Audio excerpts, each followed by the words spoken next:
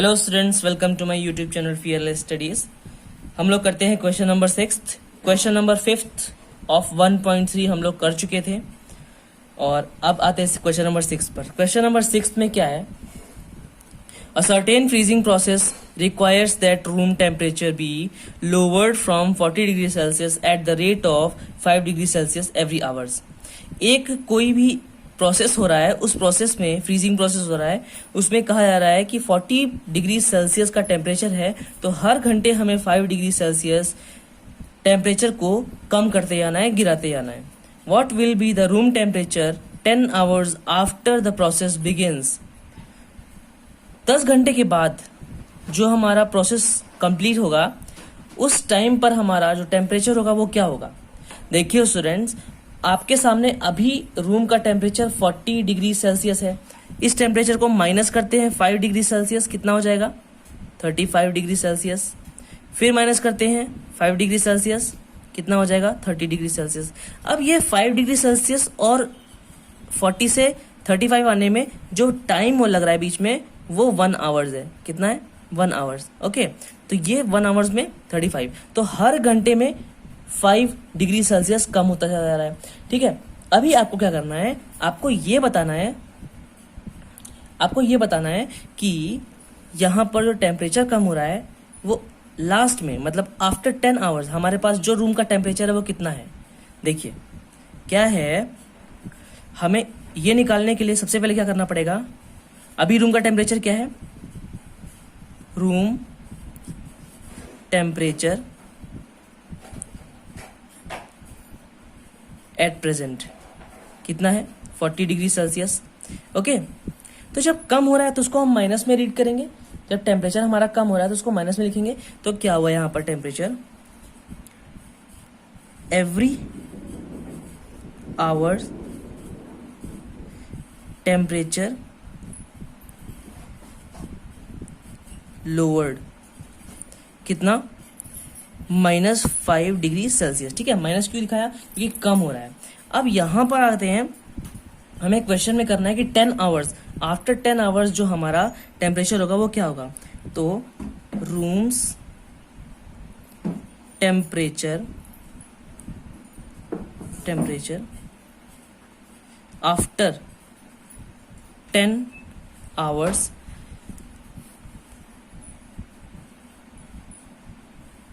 इसको निकालने के लिए क्या करेंगे?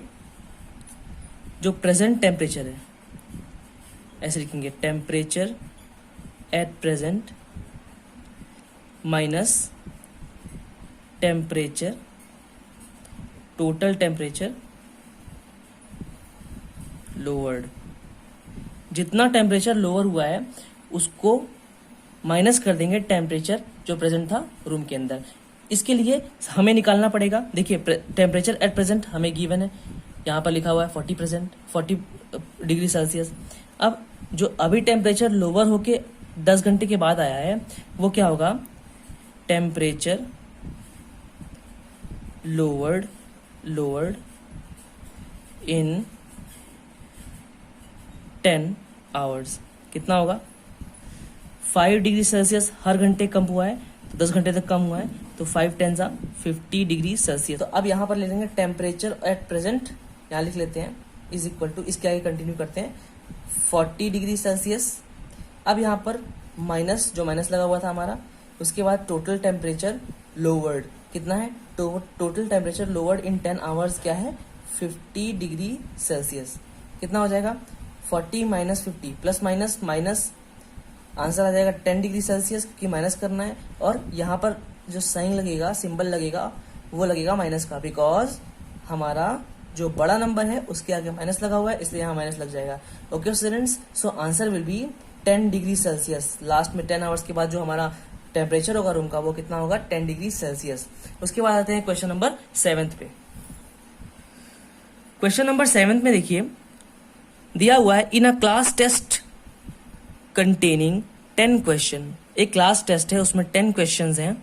5 marks are awarded for every correct answer and -2 marks are awarded for every incorrect answer and 0 for question not attempted। जो मार्क्स 10 क्वेश्चन हैं, 5 मार्क्स एक क्वेश्चन के लिए है अगर सही होता है तो, -2 मार्क्स एक क्वेश्चन के लिए अगर गलत होता है तो, 0 मार्क्स है अगर आप उसको अटेम्प्ट ही नहीं करते हो। ओके, यहाँ पर ये क्वेश्चन की जो स्टेटमेंट है वो दे रखी है। अब आते हैं स्टेटमेंट के आगे। फर्स्ट पे, Mohan gets 4 correct and 6 incorrect answers. कैसे करेंगे देखिए, फर्स्ट वाले में आते हैं। ठीक है, मोहन गेट्स 4 करेक्ट, 4 करेक्ट है तो देखिए एक करेक्ट का कितना था 1 4 का, देखिए 4 है, 4 करेक्ट है, 4 इंटू एक करेक्ट होने पर कितना मार्क्स मिल रहा था 5 मार्क्स। तो 4 करेक्ट होने पर कितना मिलेगा 4 5 जा 20 मार्क्स। ये 20 मार्क्स हो गए उनके जो राइट है। उसके बाद आते हैं 6 इनकरेक्ट आंसर। उन्होंने अटेम्प्ट सारे किए लेकिन 6 गलत हो गए। सो मोहन गेट्स 6 इनकरेक्ट। सो -2 इंटू 6 कितना हो जाएगा, क्योंकि 6 क्वेश्चन थे, -2 एक मार्क्स के लिए अगर गलत है तो कितना हो जाएगा 6 2 जा 12 और ये लगेगा माइनस का। ओके, अब इनके टोटल मार्क्स गिन लेते हैं। प्लस माइनस माइनस, ये प्लस का है ये माइनस का है, प्लस माइनस माइनस हो जाएगा। So plus minus minus minus कर देंगे। सो 20 में से 12 गया 8, बड़े वाले का प्लस लगा हुआ है तो यहाँ प्लस का निशान लगेगा। So answer 8 marks. मोहन ने कितने मार्क्स ऑब्टेन किए 8 मार्क्स। ओके, ये फर्स्ट वाला होता है कंप्लीट। और आगे स्टेटमेंट लिख सकते हो, सो द मोहन और Mohan obtained total 8 marks in the test, in the given test. Okay, आगे आते हैं सेकेंड वाले में। सेकेंड वाले में क्या गिवन है, सेकेंड वाले में क्या गिवन है, Reshma gets 5 correct answer and 5 incorrect answer. What is her score. देखिए एक लड़की है जिसका नाम रेशमा है, रेशमा ने भी एग्जाम दिया तो Reshma gets 5 correct and 5 incorrect. Okay, 5 correct और 5 इनकरेक्ट। तो आपको पता है करेक्ट है तो 5 मार्क्स मिलेंगे, तो 5 question and 5 marks is equal to 25। 5 incorrect, 5 question and -2 marks, तो 5 2 जा 10, लेकिन साइन माइनस का क्योंकि मल्टीप्लाई में माइनस लगता है।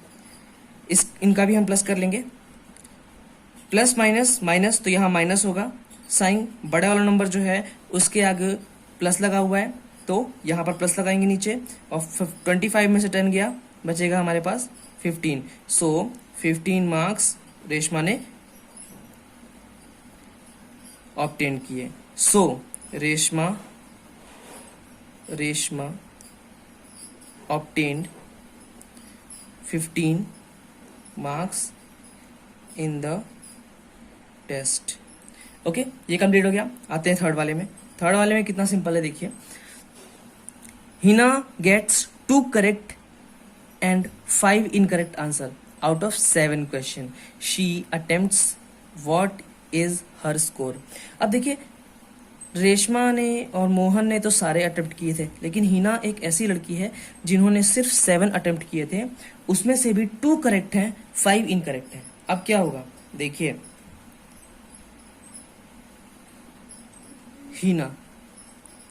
Hina gets 2 correct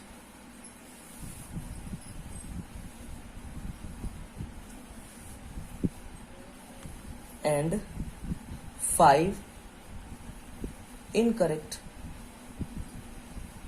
So 2 question into 5 marks, 2 5s are 10, and here 5 question and -2 marks, तो 5 2s are 10, वो भी माइनस का बिकॉज मल्टीप्लाई है। सो अब इसको सॉल्व करते हैं, प्लस माइनस माइनस तो 10 में से 10 गया 0, सो हीना ऑब्टेन्ड 0 marks इन टेस्ट। ओके, ये होता है हमारा क्वेश्चन नंबर 7। अब आते हैं क्वेश्चन नंबर 8 पे। क्वेश्चन नंबर 8 में देखते हैं, a cement company earns a profit of ₹8 per bag of white cement sold and a loss of ₹5 per bag of grey cement sold. एक कंपनी है सीमेंट की जो पैसे कमा रही है, प्रॉफिट कमा रही है ₹8 हर एक वाइट सीमेंट के बैग पर जो वो बेच रही हैं, और लॉस हो रहा है उनका ₹5 का, मतलब ₹5 का हर एक बैग पे लॉस हो रहा है अगर वो ग्रे सीमेंट बेच रहे हैं तो। ओके, ये हमारी स्टेटमेंट दी है जिससे हमें क्लियर हो जाए क्वेश्चन में क्या है। आते हैं अब उसका part A. The company sells 3,000 bags of white cement and 5,000 bags of grey cement in a month. What is its profit or loss? देखिए, सबसे पहले इनकी सारी डिटेल लिख लो। सीमेंट कंपनी है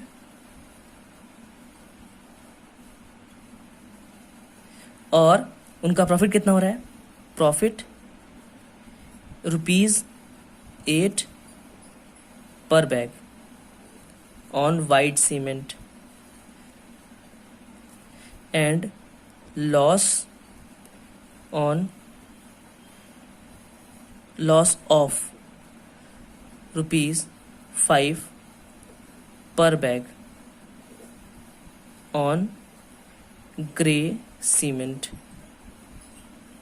ठीक है, सिंपल था। अब आपको ये बताना है कि ए वाले पार्ट में कंपनी ने 3,000 बैग्स वाइट सीमेंट बेचा। कितना बेचा? 3,000 बैग वाइट सीमेंट।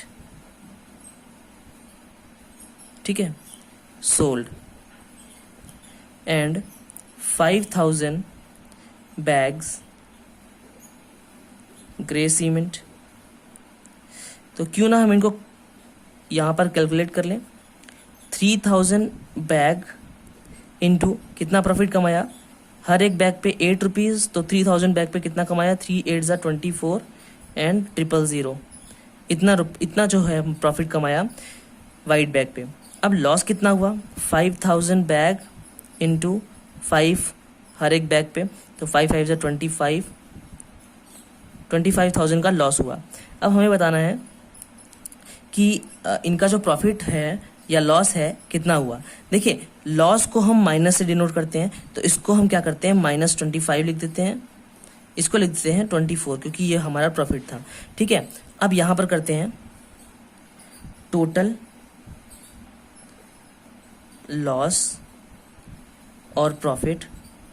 ठीक है, कैसे निकालेंगे? 24,000 जो हमारा प्रॉफिट हुआ था माइनस 25,000, कितना आया आंसर? देखिए, सिंपल सी चीज़ है। 25,000 और 24,000 दोनों को माइनस करेंगे क्योंकि दोनों ही साथ में बिका हुआ है। यह हमारा लॉस था। अब आंसर क्या आता है? प्रॉफिट भी रख दिया हमने, लॉस भी रख दिया, प्लस माइनस माइनस, आंसर कितना आया? माइनस का 1,000, बिकॉज 25,000 में से 24,000 गया, बचा 1,000। ठीक है, वो भी माइनस का। ओके स्टूडेंट्स, ये क्लियर हो गया। तो हमारा 1,000 का लॉस हुआ। यहाँ पर लिख देता हूँ स्टेटमेंट में, so there is a loss of ₹1,000 of company on cement. Okay, ये हमारा हो गया ए वाला। अब आते हैं बी वाले पे। बी वाले में है, what is the number of white cement bags it must sell to have neither profit nor loss if the number of grey bags sold is 64 bags. देखिए स्टूडेंट्स, आपके सामने ये क्लियर गिवन है कि 6400 बैग्स बिके हैं ग्रे सीमेंट के। तो कितने वाइट सीमेंट के बैग बिकने चाहिए जिससे ना ही प्रॉफिट हो ना ही लॉस हो?